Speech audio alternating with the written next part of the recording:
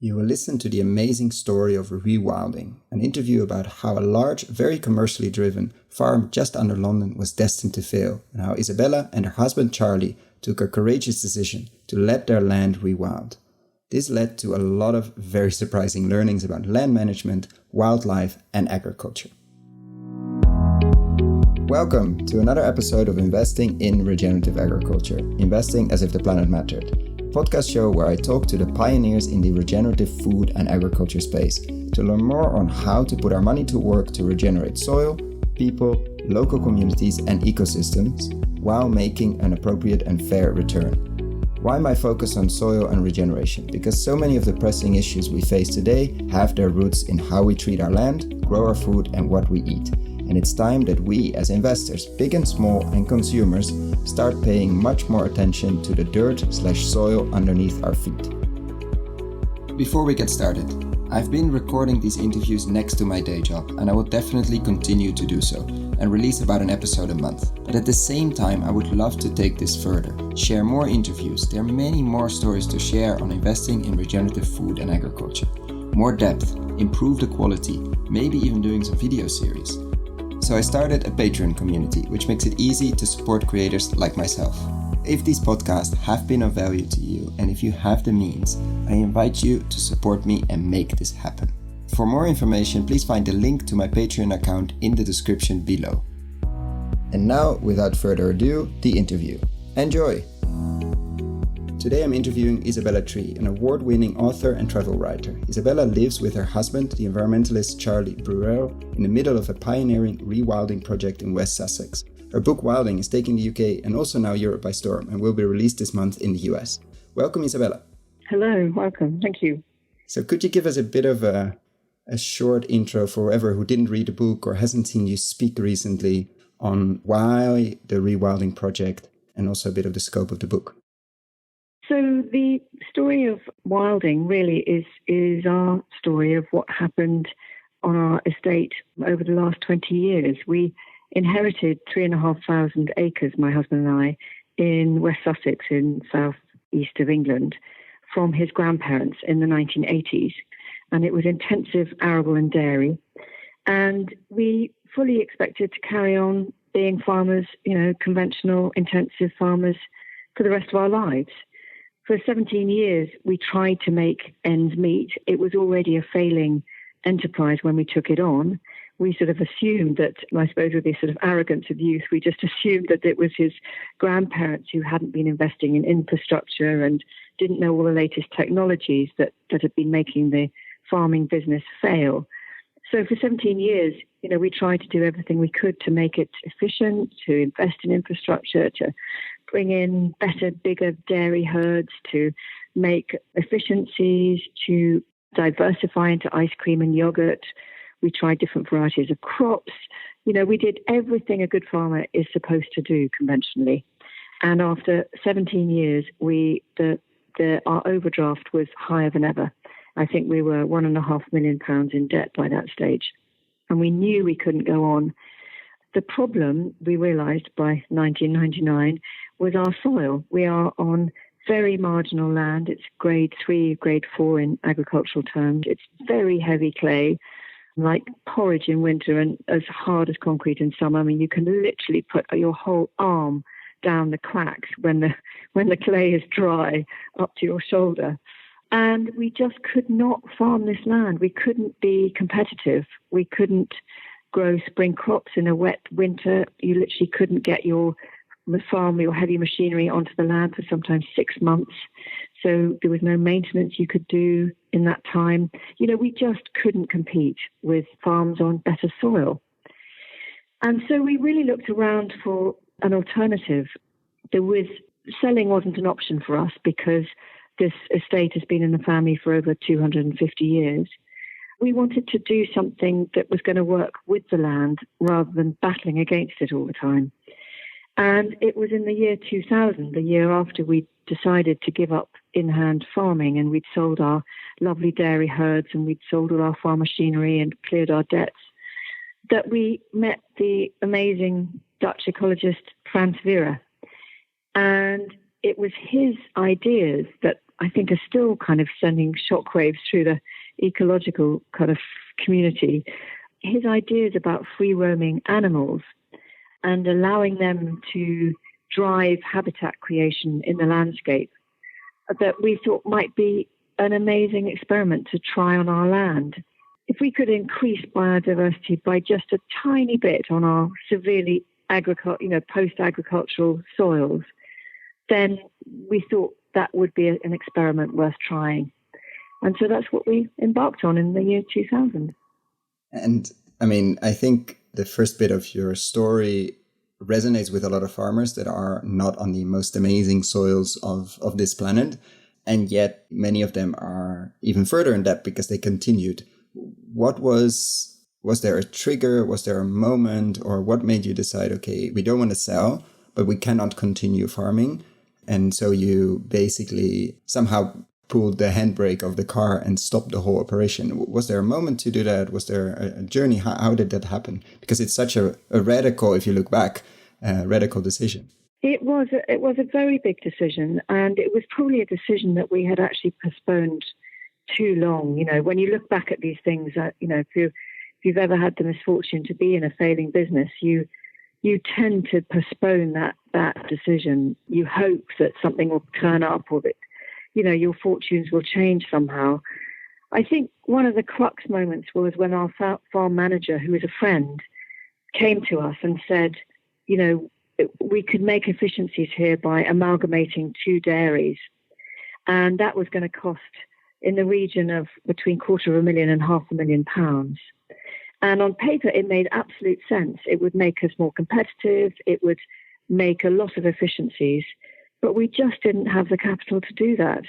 And we realized that we were endlessly having to fork out more capital just to try and keep up with the pace of change and with the pace of agriculture elsewhere. We just couldn't do it anymore. It was just a decision. We hit the buffers.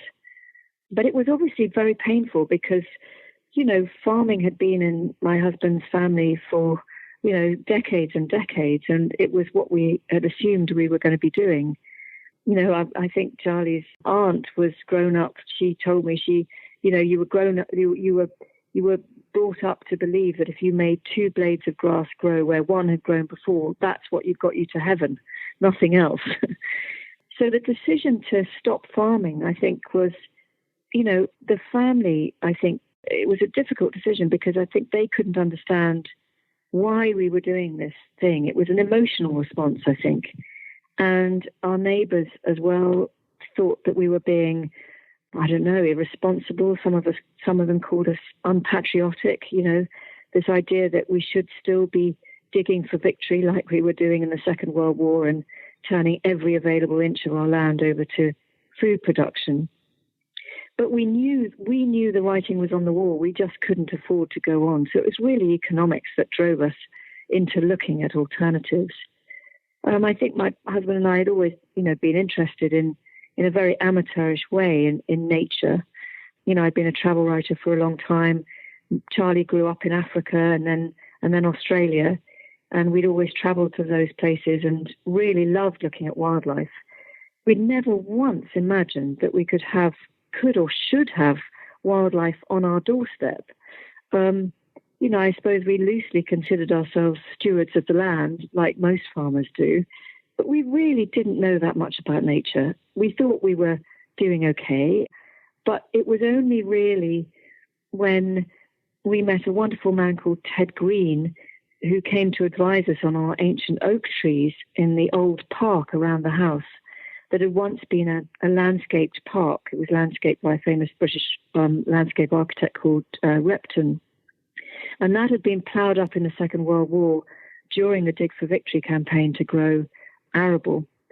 And we hadn't thought about it. But when Ted came to see us and he showed us that our oaks were actually beginning to fail, they were growing very staggy and dying back, these lovely 300, 400, 500-year-old oaks, because of what we were doing underneath them. We were endlessly ploughing, the endless chemical inputs, the fertilizer, pesticides, fungicides, herbicides, everything we were chucking on the soil. And of course, just the repeated ploughing and ploughing right up, pretty much up to their trunks. And these trees were suffering. And I think that was an epiphany. We suddenly realized that these beautiful old trees that we looked out onto every day were dying, beginning to die. And it was because of what we were doing to the soil beneath them. And can you describe, I mean, it's almost impossible because it's a 20-year journey, but can you describe a bit how the land looks now? I mean, it's been plowed to, between brackets, death, like many, many other agricultural lands. You decided to take it out of agriculture and then do something else with it. Where did it go and how does it look now? Because you actually have some very successful businesses on it and an amazing story of hope and change and nature on your doorstep, like you said, and wildlife that you never even expected. How would you describe your estate at the moment? Well, it's extraordinary. I mean, a lot of people who come and see our Rewilding project say it reminds them of Africa. There's nothing like it.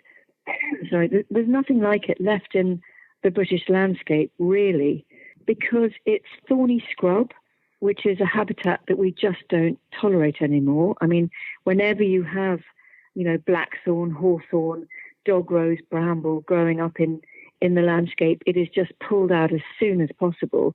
Our hedgerows, if you're lucky enough to have them, are the only remnants of thorny scrub we have left in the landscape. And we lost 75,000 miles of hedgerows since the Second World War.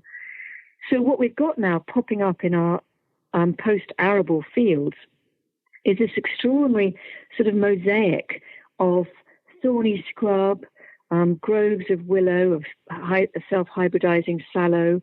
You've got water meadows. We've got a river which is renaturalizing and flowing back onto the floodplain. So it's very dynamic. It's shifting. It's constantly shifting. And the key thing is we have these free-roaming animals. In a sense, they're proxies of the animals that would have been in our landscape before. Obviously, we don't have the aurochs, the ancestor of the ox anymore. We don't have the tarpan, the original horse. But these animals would have been in huge herds roaming Europe and Britain. And so we can use their descendants as proxies. And that's what we've done is we've put, in low numbers, we've put free-roaming herds of Old English longhorns who are doing a very good job of being an aurochs. And we've got Exmoor ponies being a proxy for the tarpan. We've got Tamworth pigs being a proxy for the wild boar. And then we've got red deer, roe deer, and fallow deer. And so these animals are interacting constantly with the vegetation. They're the battle between their disturbance, the way they rootle and trample, the way they browse and graze, and of course their dung, their disturbance with their hooves, the way they trample the margins of the watery areas, the way they debark trees and break branches. All that interaction with the vegetation is what stimulates these amazing, marginal, messy fringe habitats, which is rocket fuel for biodiversity. So the idea really is that if you have a number of these animals in the landscape, you don't want too many, or you get the sort of overgrazed landscapes that we're familiar with in industrial farming terms. Too few, and you get the scrub eventually evolving into closed canopy woodland, which is, again, very species poor, quite static, relatively undynamic. It's not great for biodiversity. What you want is that clash between animal disturbance and the thorny scrub, the vegetation succession coming up. And then you get this landscape that looks like Africa, but actually it also looks like a lot of medieval Europe would have looked like in the past, so centuries ago. You've got big open-grown oaks. You've got the new generation of oaks coming up through the thorny scrub, protected by the thorns from browsing. And then you've got open grazed areas where for some reason the animals prefer to graze. They keep it very tightly grazed. Perhaps there's a mineral in the soil there that they're seeking out. You've got the water meadows and everything bleeding into each other in a kind of kaleidoscope, this very dynamic, shifting landscape. It's very exciting, but it's very unfamiliar to the modern eye. Yeah, I can imagine. I would love to visit. I am planning next year, but I would love to take one of the safaris and see it for myself, as I saw you present at Groundswell, and there were quite some videos and photos, which looks amazing. And actually in the book, there are a lot of beautiful pictures as well. And I think you touch upon a very important piece, the imagination, that what really touched me in the book, often we have no idea of how a landscape would have looked without us, or how a landscape would have looked 5, 6, 7, 800 years ago, or a few thousand years ago. So we imagine if we leave agriculture land bare, it will grow back to a forest because we think back is a forest. But actually you're showing that with the right animals and with the right mix, and you're going to great details of how to figure out that mix. It doesn't grow back to a forest, but it grows to much more messy, and from a wildlife perspective, and actually probably from an eye perspective as well, much more interesting landscape than we could imagine, but we don't have it anymore. So we somehow forgot about it. That's exactly it. And, we have in our heads this sort of myth of the closed canopy forest. And, it's sort of rather Freudian, I think, man coming along with his axe and chopping it down and sowing his seed in the virgin soil and creating agriculture, which was fantastic for biodiversity. And, all the science now is telling us the most recent papers from the pollen experts, from the fungi experts, from the fossil record, is showing us that it was actually a much, much more open, much more complex landscape, much more like, Africa, the Serengeti, where you still have these big herds of free-roaming animals driving the system.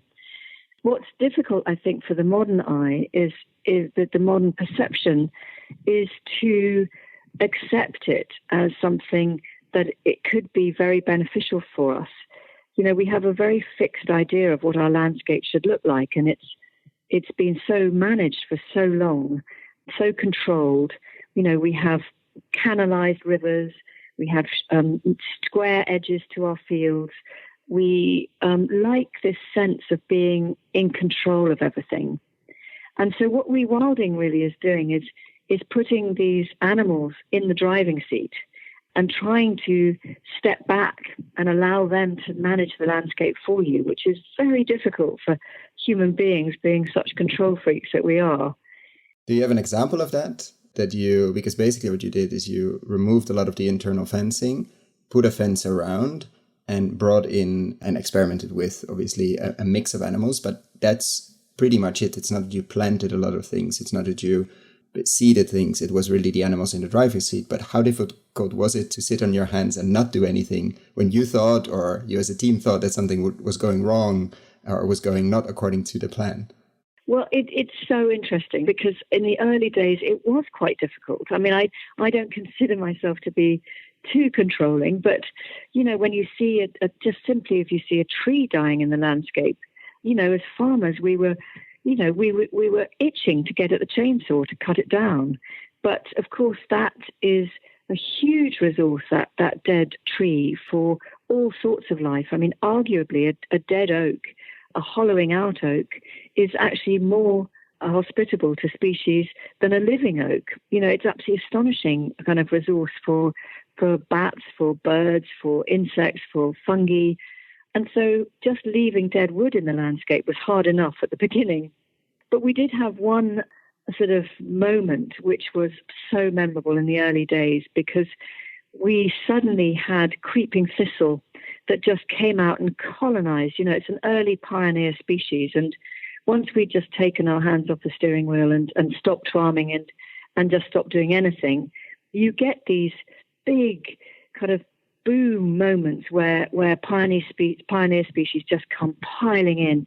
And we had, tens and tens and tens of acres of land covered in creeping thistle, and particularly in what had been the park around the house. And just to describe creeping thistle, what kind of plant is that? Creeping thistle, it's a type of thistle, and it's very prickly. It's got a sort of a pink flower. It can grow quite tall, so sort of 2-3 foot, but it's a clonal species, so it can cover and colonize huge areas very, very quickly. And this started spreading all over the park and also into the northern block of our estate as well. And, we have footpaths going through this. So there were a lot of neighbours, a lot of people walking who were kind of very disgruntled and thinking that it was very irresponsible of us not to be doing anything about it. We should be getting out there with the glyphosate and the toppers and getting rid of it. But we thought, no, we're trying to stick to our principles here. We'll just see if nature can manage this, what will happen. We just don't know, but we'll sit on our hands for a bit longer. Another year passed, and my husband by then was really beginning to get worried and thinking, we could lose, we have a countryside stewardship scheme grant for fencing and for restoring the park around the house, and we were worried that actually we would lose our funding because of this creeping thistle and the outcry that was coming from the public, seeing what was happening. If I remember correctly, the neighbors were complaining, were fearing that it would maybe also come to their land. I think even local newspapers got involved. It was a really, really thorny subject. Yeah, exactly. Thorny being the operative word. Yes, exactly.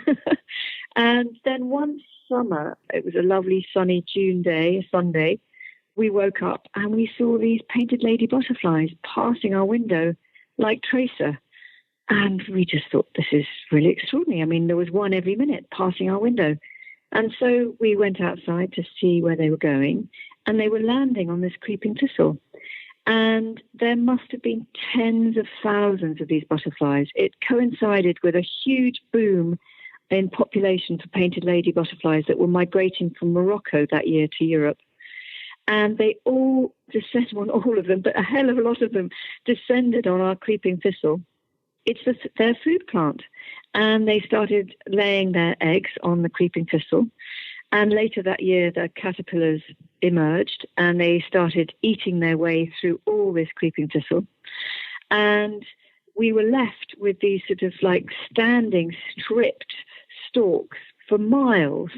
That's what they left us with, like a kind of army had moved through, their encampment had gone, and they just left this wreckage. And the next year, we didn't have a single creeping thistle, not a single one. Maybe the caterpillars eating all the leaves had weakened the plant somehow so that a pathogen came in, or a virus, or a rust, or some combination of something. We don't know, but it literally wiped out the whole lot. And so now we're much more relaxed about it. When we see explosions of ragwort or St. John's wort or any other of those big pioneer species, weeds, you name it, we just know that sooner or later nature takes care of it. Nature doesn't like a monoculture. Sooner or later, some pathogen or pest will come in to get rid of it. But the most exciting thing was, having had this area covered with creeping thistle for so long, that had enabled ants to come in. It had given them some protection from the grazing and browsing animals. It had given them added protection for several years so that they could create their ant hills without being kicked over by the horses or the cattle. And so you can tell now where that creeping thistle was by the number of anthills on the land. And so it had benefited a huge number of not just ants, but also common lizards. It became a little refuge for common lizards for a few seasons. So again, those populations of insects and reptiles benefited from these boom years of the creeping thistle. And so we began to understand that actually, if you can live with boom and bust cycles, it's hugely beneficial for nature. It's part of the whole life cycle. I think it's one of the many, many stories in the book that's just pushing you to think beyond what you think you know about land, nature, and wildlife. And I think there's another story of one of the birds, I don't remember which one, that we or scientists always considered to be a tree bird or a forest bird, actually. But you actually found out it's actually much happier in an open landscape with a number of trees, but not necessarily a closed forest, just in terms of what we think, because we pushed it so far out that the only place it still lives is a forest. Yeah, absolutely. That's absolutely right. I mean, you're probably thinking of the nightingale. I mean, yes. We're now one of the biggest breeding hotspots for nightingale in Britain. we also have, turtle dove numbers. We're the only place in Britain where turtle dove numbers are increasing. We're about to lose the turtle dove as a species from Britain in the next 10 to 15 years, according to the RSPB. And yet at Knepp, it's increasing. We had 20 turtle doves last year. We've got lesser spotted woodpeckers. We've got peregrine falcons nesting in a tree. We've got all these incredibly rare species. So in a period of just 20 years, we've gone from being one of the most nature-depleted landscapes you can imagine, a virtual biological desert, to being one of the most significant areas for nature in Britain. So if it can happen on our land, in busy southeast of England, underneath the Gatwick stacking system, it can happen anywhere. But the nightingale really is one of our kind of headline successes, and again has astonished the scientists, because where it's breeding at Knepp, like so many of our species, is in the thorny scrub. It loves that dense protection of particularly blackthorn. It nests about a foot above the ground, so it wants to have very dense thorny protection around it, so to protect it from predation. But equally, it needs to have foraging within reach of its nest so it can feed its young. And that is where we're seeing this huge proliferation of nightingales, is in the thorny scrub. And yet, in our guidebooks, our bird books, the nightingale is described as a woodland bird. And that really is because it was in the absence of any scrub in our modern landscape in Britain. The nightingale had retracted into woodland, and it was clinging on in places where there was coppice, which provided the same sort of protection for it. But it's not where it really prefers to be. It really flourishes when it's out there in thorny scrub, when it's got perfect place to nest, and when it's got a proliferation of insects that it can feed on and that it can feed its young. So it was a lesson for us very early on, I think, in our project, that where we describe species as wanting to be in modern times is not necessarily where they want to be. We forget that we're looking at them in such a depleted environment that they're often just clinging on to places by their fingernails. They're in places where they're only just managing to survive. But what rewilding offers you is, because you're not targeting particular species, because you're just waiting to see what turns up, nature reveals itself to you. So these species suddenly come flooding into areas that you wouldn't ever have imagined them wanting to be. And they suddenly succeed. They do incredibly well.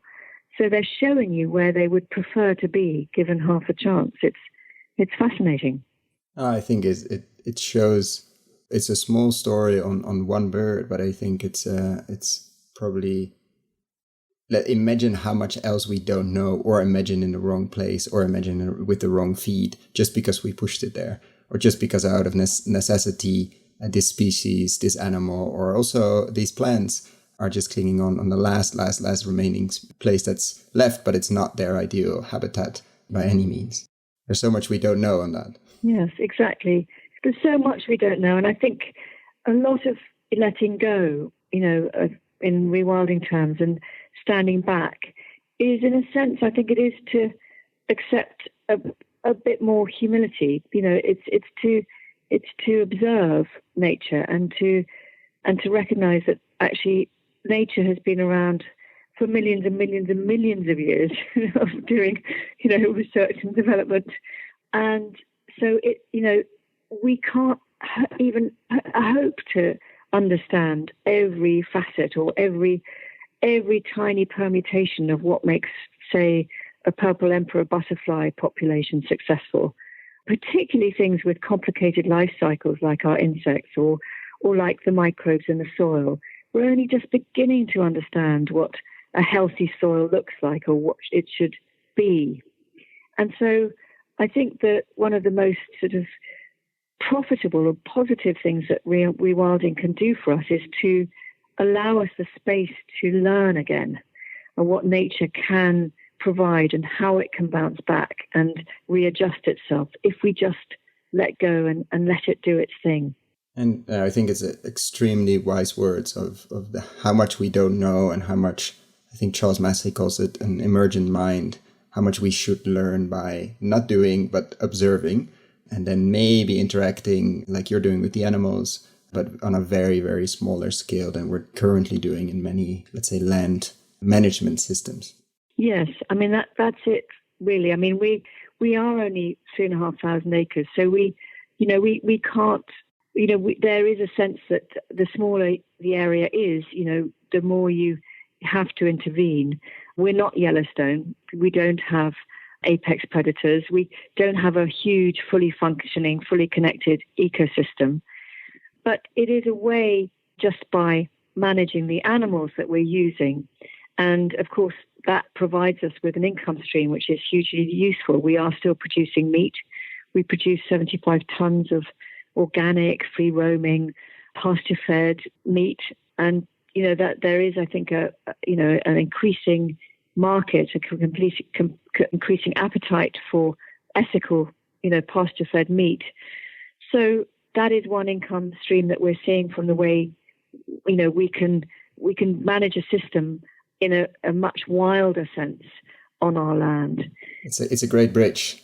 I was going to ask indeed about a few of the streams and about the funding, and how did you manage? Because you sold your quotas, you sold your herds, you sold a lot of your machinery, and I think you came pretty much out of debt. You were at more or less zero, if I remember correctly. Yes, that's right. And from there, how did you manage to fund this transition? And you're still in that transition, obviously, and you don't really know where it's going to end, but how did that happen?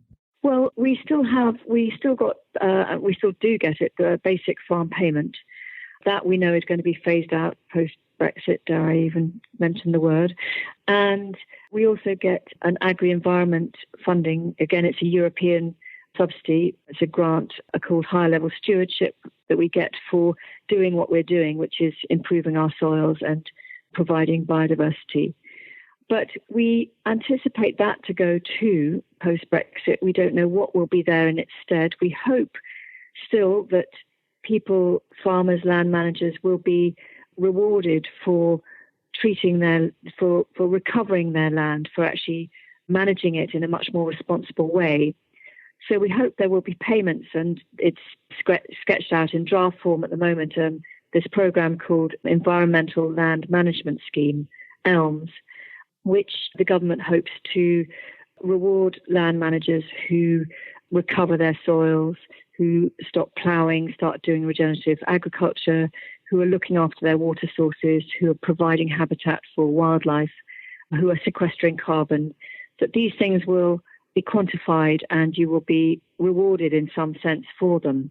So you won't just be rewarded for producing food, irrespective of whether that land is the best land for producing food. That will go. It will be a much more holistic approach to land management that you'll be kind of required to do in order to get your payments. But that said, I think we're personally, kind of nervous about being reliant on any subsidies, because I think, governments come and go and we don't know what the future holds. We'd much rather be self-sufficient and entirely stand on our own feet. So at the moment, we have a very healthy income stream from our meat. We hope to be developing that soon, so we'll be selling direct to the public, perhaps even developing a kind of wild range accreditation so that it will be a sort of beyond organic accreditation for meat that consumers can trust and know that it's not only healthy and organic, but it's actually connected to a conservation project.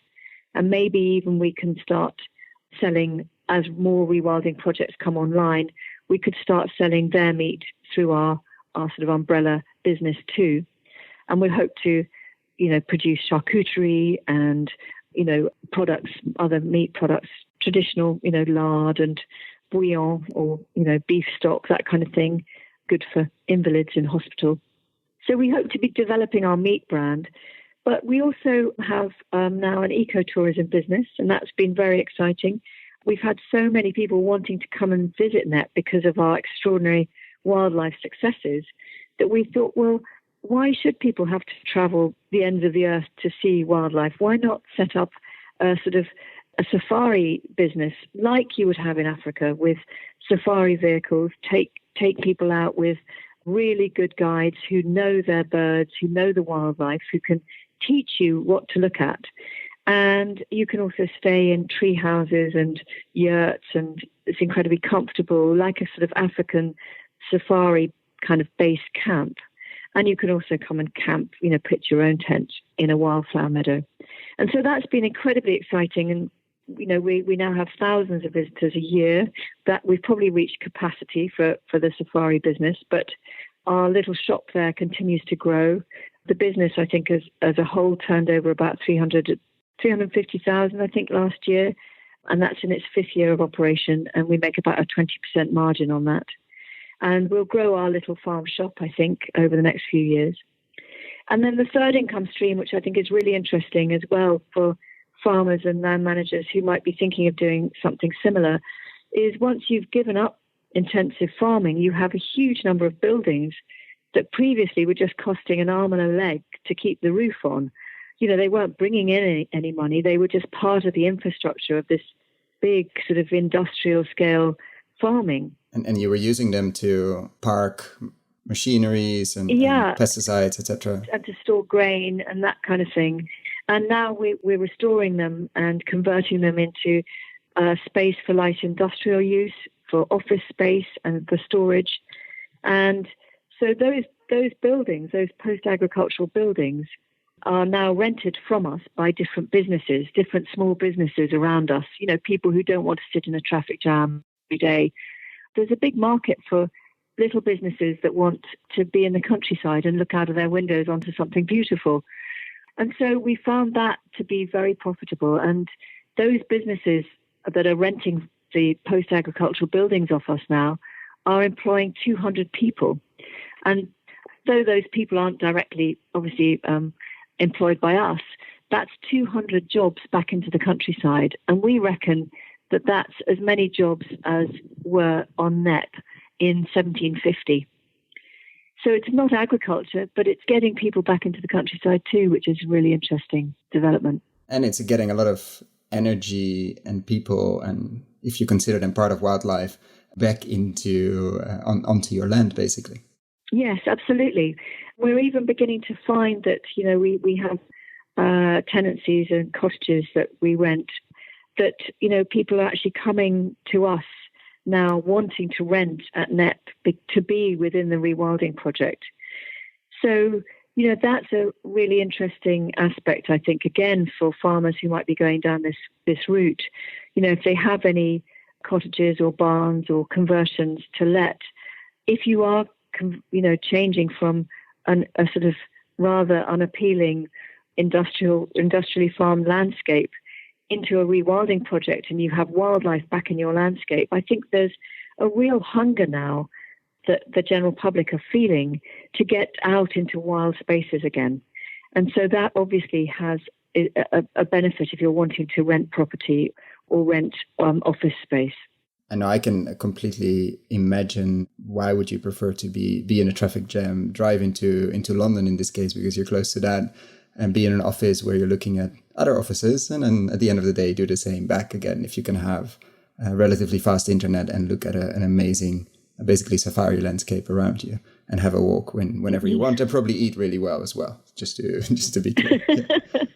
Yeah. It's not such a difficult sell. Yeah. No, we have some very satisfied tenants. I can imagine. And in terms of, because I can hear some farmers thinking, this all sounds amazing, but I'm in a place where there are no grants available to do this, or I'm in a place where I would love to continue farming. How do you see wilding and rewilding within the larger farming and maybe specific regenerative agriculture? But let's see where we go with that. How do you see it as within the larger farming and agriculture space, landscape and industry? Yes. I mean, I think obviously, we're always going to need land to provide food. But the crisis that's facing us is the degradation of our soils. And we know that having neglected our soils for the last few decades, what is happening to our land. I mean, different figures are bandied about. Some people say that we have 100 harvests left in the planet before our topsoil is so degraded that we can't grow crops at all. We certainly have areas in Britain, like the Fens, where we only have 15 15 years of harvest left before that topsoil is gone. It's 1.5 and not 5.1. That's 1.5. Wow. Yeah. And so, we're really facing a sort of a crunch point here. I think even, in our big agricultural belts, we really have to now switch and understand the importance of switching to sustainable, not just sustainable agriculture, because we don't want to just keep the status quo. We have to do regenerative agriculture. And so where I think rewilding comes into play is certainly in marginal farming areas like ours, which never should have been turned over to to arable farming. It's just not suitable for it. We shouldn't be encouraged. We will no longer be encouraged to grow arable on land like ours. So marginal land is perfect for rewilding. But I don't see rewilding just being in the margins. I think it's really important that we have really wild areas through all our landscape. We need to connect our little tiny oases of nature reserves, some of which in England are only 10 hectares or so. Some of them are even 1 hectare. They are doomed to fail if they remain isolated. They're little tiny islands in a kind of industrialized landscape. So we need rewilding to connect these areas. And whether you have big areas like Knepp, which are kind of become breeding hotspots, and then you can join it up with rewilded corridors and stepping stones. But we know also that having wild areas, having nature back in the landscape also benefits our agricultural systems. We know that having nature running alongside our crops actually increases the yield of our crops. It increases the sort of dynamic of how insects can actually control pests. So if you want to have an integrated system working alongside regenerative agriculture, rewilding, I think, it's going to be its greatest ally. And we should allow that space for nature everywhere in our landscape, running through it, even running through and alongside our regenerative agriculture. Yeah, and I think it could be a great almost laboratory and library of discovery of what is actually possible. Of definitely you might do on X part of your land, let's call it 80%, let's say commercial regenerative agriculture. But on the other pieces, you're discovering what could be possible or what is possible, what kind of the amount of wildlife or what kind of plants, etc., could emerge if you do it at scale and if you actually sit on your hands and not do even regen ag, which is very operational, very management, obviously. So I think it's an integral part. Absolutely. And my husband, who's on the environmental board of Ingleby Farms, which has 100,000 hectares across the world in different places from Peru to Latvia to New Zealand, they have they set aside between 15, I think it's about 15 to 30% of their land for nature. So they take it out of agriculture and have returned it to nature. And they found that their yields are still as high as they were before, because that nature is responding and actually interacting with the agriculture itself. So you're increasing your yields, your water systems are functioning again. The knock-on effect of having nature close to your farming systems is absolutely huge. And I think we're only just beginning to understand how that can work. And to have nature close to us. But I think it's at the same time for any traditional, conventional farmer extremely scary, because you're bringing all the enemies he or she, mostly unfortunately he, has been fighting for the last 30 years, super, super close to your field of all your commercial crops. So it's also this scary, we don't want nature to be too close because it might hurt, or we've always been told it actually hurts our business. Absolutely. I mean, it runs completely counter to everything that we as farmers have been taught for decades and decades. It's completely the other side of the coin. So it's going to be incredibly painful and incredibly shocking, I think, to many farmers to have to face up to the changes that are going to have to be made. But they will have to be made. We know the writing is on the wall. I mean, I think extremely, really exciting things are happening in America and in Australia, where farmers like us have gone bankrupt. And that's really where the innovation comes is when you really cannot afford to put any inputs on your land anymore. And you have to start thinking imaginatively and working with what you've got. And so I think, I hope that there will be rewards in terms of recognition for ecosystem services, for public goods that will help the transition from conventional industrial farming to regenerative farming. But I think also, we need to start employing the polluter pays principle to farming. For too long, I think farmers have been allowed to get away literally with murder, environmental murder. And we really have to start saying you can't do this anymore. And if you are polluting your water sources, if you are putting excessive nitrates and chemicals on your land, you are going to have to pay for that. Why should the general public have to pay for a resource that really should be common to the planet? Why should we have to pay in additional increased water bills because of the water companies having to take the nitrates and the soil runoff out of our water? Why should the consumer have to pay? So I think that those sort of paradigms will shift, I think, once those kind of considerations come into play. Oh, absolutely. And I think there's a point I wanted to make you make repeatedly in the book as well. And I think it's very clear, but it never hurts to repeat. This is not about putting a fence around a piece of land and letting it go. What you did very deliberately and just almost giving it back to nature and then not doing anything. No, because if no big animals would have returned to your land, it wouldn't have rewilded. Like you did some very specific management decisions. It wasn't just hands off completely. No, you really you facilitated, in this case, large animals to come back, and you brought them there to make sure that it went on that path. So it's not enough to just take our hands off it completely, because it's in most cases has been degraded too far to return on its own, or there are no big animals around that come back because we've shot them all. Exactly. You're absolutely right. And yeah, so we're just beginning to realize that large herbivores are keystone species, and they can kickstart the dynamism. They can actually, it's almost like they inject the dynamism back into the landscape again by creating habitat. So it's almost like pulling a glider back up into the sky so it can fly. You need these animals out there to move the land out of the catastrophic shift that intensive farming has put it into. So, for example, I mean, a perfect example of a keystone species and a herbivore is the beaver. And we would love to have beavers at Knepp because they would add an even more dynamism. There'd be another aspect that we're missing that would come back to Knepp. And we have just applied for our license to release beavers at Knepp, and we're waiting with everything crossed to see if we'll get permission to have them at Knepp. That would be absolutely amazing. I want to be conscious of your time and end with a final question. And that would be about the neighbors. I mean, you've mentioned them before, and I think anybody around it has been extremely skeptical for many good reasons, I think, from the beginning.